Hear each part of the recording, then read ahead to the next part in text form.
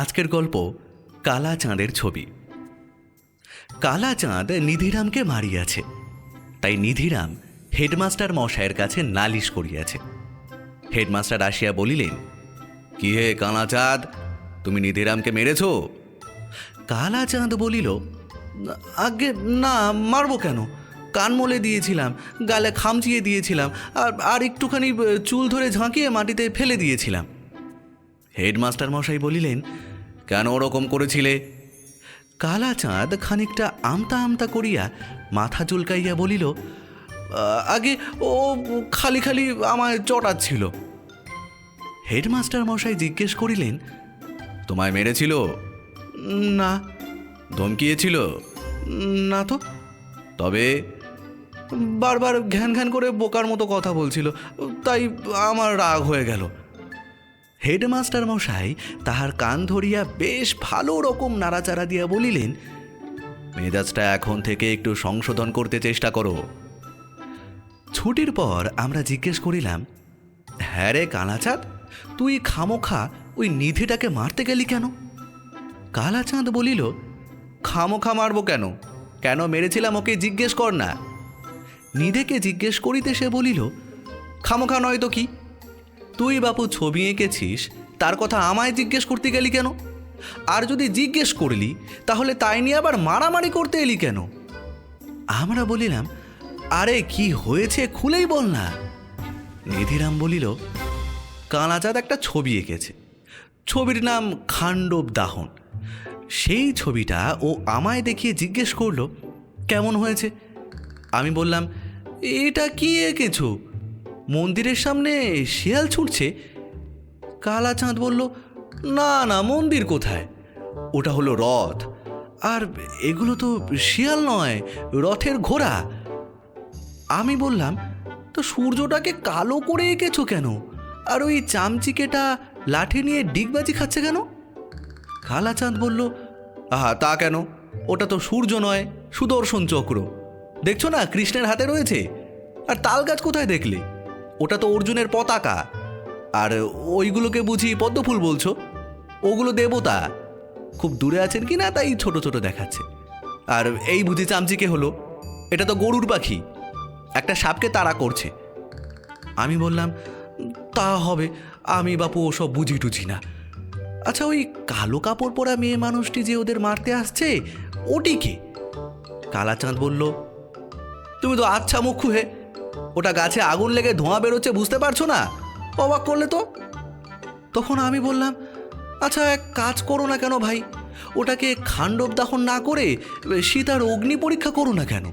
ওই গাছটাকে শাড়ি পরিয়ে সীতা করে দাও, ওই রথটার মাথায় জটা টটা দিয়ে ওটাকে অগ্নিদেব বানাও। কৃষ্ণ অর্জুন আছেন, তারা হবেন রাম লক্ষ্মণ। আর ওই সুদর্শন চক্রে নাক হাত পা জুড়ে দিলেই ঠিকই বিভীষণ হয়ে যাবে। তারপর চামচিকের পেছনে একটা লম্বা ল্যাজ দিয়ে তার ডানা দুটো মুছে দাও, ওটা হনুমান হবে এখন। কালাচাঁদ বলল, হনুমানও হতে পারে, আবার নিধিরামও হতে পারে। আমি বললাম, তাহলে ভাই আর এক কাজ করো, ওটাকে শিশুপাল বধ করে দাও, তাহলে আর কৃষ্ণকে বদলাতে হবে না। চক্র তুলে শিশুপালকে মারতে যাচ্ছেন, অর্জুনের মুখে পাকা গোঁফদাড়ি দিয়ে খুব সহজেই ভীষ্ম করে দেওয়া যাবে। আর রথটা হবে সিংহাসন, তার উপর যুধিষ্ঠিরকে বসিয়ে দিও। আর ওই যে গরুর আর সাপ, ওইটা একটু বদলিয়ে দিলেই গদা হাতে ভীম হয়ে যাবে। আর শিশুপাল তো আছেই, ওই গাছটাকে একটু নাক মুখ ফুটিয়ে দিলেই হবে। তারপর রাজসূয় যজ্ঞের কয়েকটা রাজাকে দেখালেই ব্যাস। কথাটা কালাচাঁদের পছন্দ হলো না, তাই আমি অনেক ভেবেচিন্তে আবার বললাম, তাহলে জন্মেজয়ের সর্পযজ্ঞ করো না কেন? ওই রথটা হবে জন্মেজয়ে, আর কৃষ্ণকে জটাদারি দিয়ে পুরুত ঠাকুরটা বানিয়ে দাও। সুদর্শন চক্রটা হবে ঘিয়ের ভাঁড়, যজ্ঞের আগুনের মধ্যে তিনি ঘি ঢালছেন, ওই ধোঁয়াগুলো মনে করো যজ্ঞেরই ধোঁয়া। একটা সাপ আছে, আরও কয়েকটা এঁকে দিও। আর অর্জুনকে করো আস্তিক, সে হাত তুলে তক্ষককে বলছে, তিষ্ঠ তিষ্ঠ। আর ওই চামচিকেটা মানে গরুরটা, ওটাকে মুনি টুনি কিছু একটা বানিয়ে দিও। পতাকাটাকে কীরকম করতে হবে সেইটা বলতে যাচ্ছি, তো এমন সময় কালাচাঁদ আমায় ধাক্কা দিয়ে বলল, থাক থাক, আর তোমার বিদ্যে জাহির করে কাজ নেই, সরো দেখি। আমি বললাম, তো অত রাগ করো কেন ভাই? আমি তো আর বলছি না যে আমার পরামর্শ মতো তোমায় চলতে হবে। পছন্দ হয় করো, না হয় তো করো না, ব্যাস। এর মধ্যে আবার রাগারাগি করো কেন? আমার কথা মতো না করে অন্য একটা কিছু করো না। মনে করো ওটাকে সমুদ্র মন্থন করে দিলেও তো হয়। ওই ধোঁয়াওয়ালা বড় গাছটা মন্দার পর্বত, রথটা ধন্বন্তরী কিংবা লক্ষ্মী মন্থন থেকে উঠে এসেছেন। ওদিকে সুদর্শন চক্রটা চাঁদ হতে পারবে। অর্জুনের পিছনে কতগুলো দেবতা এঁকে দাও, আর এদিকে কৃষ্ণ আর চামচিকের দিকে কতগুলো অসুর। কথাটা ভালো করে বলতে না বলতেই কালা চাঁদ আমার কান ধরে মারতে লাগলো। আচ্ছা দেখো দেখি কি অন্যায়। আমি বন্ধুভাবে দুটো পরামর্শ দিতে গেলাম। তা তোমার পছন্দ হয়নি বলেই তুমি আমায় মারবে? যা বলেছি সব শুনলে তো এর মধ্যে এত রাগ করবার তোমরাই বলো কি হলো বাবু? বাস্তবিক কালা চাঁদের এ বড় অন্যায়। সে রাগ করিল কিসের জন্য? নিধিরাম তাহাকে মারে নাই, ধরে নাই, বকে নাই, গাল দেয় নাই, চোখ রাঙায় নাই, মুখ ভ্যাংচায় নাই। তবে রাগ করিবার কারণটা কি? ব্যাপারটা কি বোঝা গেল না। তাই সন্ধ্যায় সবাই মিলিয়া কালাচাঁদের বাড়িতে গেলাম। আমি বলিলাম, ভাই কালাচাঁদ, আমরা তোমার সেই ছবিটা দেখতে চাই। সেই যে সমুদ্র লঙ্ঘন না কি যেন। রমাপ্রসাদ বলিল, দুধ, সমুদ্র লঙ্ঘন কিসের? অগ্নি পরীক্ষা। আর একজনকে যেন বলিল, না না, কি একটা বদ। কেন জানি না কালাচাঁদ হাঁ হাঁ করিয়া একেবারে তেলে বেগুনে জ্বলিয়া উঠিল। যাও যাও, ইয়ার কি করতে হবে না বলিয়া সে তাহার ছবির খাতাখানি ফড় করিয়া ছিঁড়িয়া ফেলিল, আর রাগে গজরাইতে লাগিল। আমরা হতভম্ব হইয়া রহিলাম। সকলেই বলিলাম, কালাচাঁদের মাথায় বোধ হয় একটু পাগলামে সিট আসে, নইলে সে খামোখা এত রাগ করবে কেন? পরের গল্প আজব সাজা। পণ্ডিত মশাই, ভোলা আমায় ভ্যাং যাচ্ছে। না পণ্ডিত মশাই, আমি কান চুলকাচ্ছিলাম, তাই মুখ বাঁকা মতো দেখাচ্ছিল। পণ্ডিত মশাই চোখ না খুলিয়াই অত্যন্ত নিশ্চিতভাবে বলিলেন, কেবল বান্দরামি, দাঁড়িয়ে থাক। 8 মিনিট পর্যন্ত সব চুপচাপ।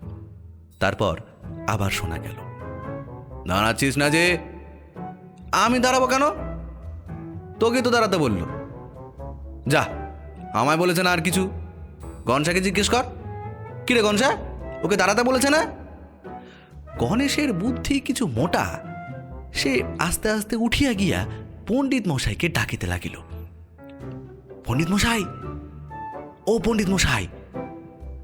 পণ্ডিত মশাই বিরক্ত হইয়া বলিলেন, কি বলছিস বল না। গণেশচন্দ্র অত্যন্ত ব্যাকুলভাবে জিজ্ঞেস করিল, কাকে দাঁড়াতে বলেছেন পণ্ডিত মশাই? পণ্ডিত মশাই কটমটে চোখ মিলিয়াই সাংঘাতিক ধমক দেয়া বলিলেন, তোকে বলছি দাঁড়া। বলিয়াই আবার চোখ বুজিলেন। গণেশচন্দ্র দাঁড়াইয়া রহিল। আবার মিনিট খানেক সব চুপচাপ। হঠাৎ ভোলা বলিল, ওকে এক পায়ে দাঁড়াতে বলেছিল না ভাই? গণেশ বলিল, কখনো না, খালি দাঁড়া বলেছে। বিশু বলিল, এক আঙুল তুলে দেখিয়েছিল, তার মানেই এক পায়ে দাঁড়া। পণ্ডিত মশাই যে ধমক দেওয়ার সময় তর্জনী তুলিয়াছিলেন, একথা গণেশ অস্বীকার করিতে পারিল না। বিশু আর ভোলা জেদ করিতে লাগিল, এই শিগগির এক পায়ে দাঁড়া বলছি, তা না হলে কিন্তু এক্ষুনি বলে দিচ্ছি। গণেশ বেচারা ভয়ে ভয়ে তাড়াতাড়ি এক পা তুলিয়া দাঁড়াইয়া রহিল। অমনি ভোলা আর বিশুর মধ্যে তুমুল তর্ক বাঁধিয়া গেল। এ বলে ডান পায়ে দাঁড়ানো উচিত, ও বলে না, আগে বাঁ পা। গণেশ বেচারার মহা মুশকিল। সে আবার পণ্ডিত মশাইকে জিজ্ঞাসা করিতে গেল, পণ্ডিত মশাই কোন পা? পণ্ডিত মশাই তখন কি যেন একটা স্বপ্ন দেখিয়া অবাক হইয়া নাক ডাকাইতেছিলেন। গণেশের ডাকে হঠাৎ তন্দ্রা ছুটিয়া যাওয়ায় তিনি সাংঘাতিক রকম বিষম খাইয়া ফেলিলেন। গণেশ বেচারা তার প্রশ্নের এরকম জবাবে একেবারেই কল্পনা করে নাই। সে ভয় পাইয়া বলিল, যা, কি হবে? ভোলা বলিল, দৌড়ে জল নিয়ে আয়। বিশু বলিল, শিগগির মাথায় জল দে। গণেশ এক দৌড়ে কোথা হইতে একটা কুজো আনিয়া ঢক ঢক করিয়া পণ্ডিত মশাইয়ের টাকের উপর জল ঢালিতে লাগিল। পণ্ডিত মশাইয়ের বিষম খাওয়া খুব চটপট থামিয়া গেল, কিন্তু তাঁর মুখ দেখিয়া গণেশের হাতে জলের কুঁজা ঠক ঠক করিয়া কাঁপিতে লাগিল। ভয়ে সকলেই খুব গম্ভীর হইয়া রহিল। খালি শ্যামলাল বেচারার মুখটাই কেমন যেন আহ্লাদি গোছের হাসি হাসি মতো, সে কিছুতেই গম্ভীর হইতে পারিল না। পণ্ডিত মশাইয়ের রাগ হঠাৎ তার উপরেই ঠিকরাইয়া পড়িল। তিনি বাঘের মতো গুমগুমে গলায় বলিলেন, উঠে আয়। শ্যামলাল ভয়ে কাঁদো কাঁদো হইয়া বলিল, আমি কি করলাম? গণেশ জল ঢাললো, তা আমার দোষ কি? পণ্ডিত মশাই মানুষ ভালো, তিনি শ্যামলালকে ছাড়িয়া গণেশের দিকে তাকাইয়া দেখেন তাহার হাতে তখনও জলের কুঁজা। গণেশ কোনো প্রশ্নের অপেক্ষা না করিয়াই বলিলা ফেলিল, ভোলা আমায় বলেছিল। ভোলা বলিল, আমি তো খালি জল আনতে বলেছিলাম, বিশু বলেছিল মাথায় ঢেলে দে। বিশু বলিল, আমি কি পণ্ডিত মশাইয়ের মাথায় দিতে বলেছি? ওর নিজের মাথায় দেওয়া উচিত ছিল, তাহলে বুদ্ধিটা ঠান্ডা হতো। পণ্ডিত মশাই খানিকক্ষণ কটমট করিয়া সকলের দিকে তাকাইয়া তারপর বলিলেন, যা, তোরা ছেলে মানুষ, তাই কিছু বললাম না, খবরদার আর অমন করিস নে। সকলে হাঁপ ছাড়িয়া বাঁচিল, কিন্তু পণ্ডিত মশাই কেন যে হঠাৎ নরম হইয়া গেলেন কেহ তাহা বুঝিল না। পণ্ডিত মশাইয়ের মনে হঠাৎ যে তার নিজের ছোটবেলার কোনো দুষ্টুমির কথা মনে পড়িয়া গেল, তাহা কেবল তিনিই জানেন।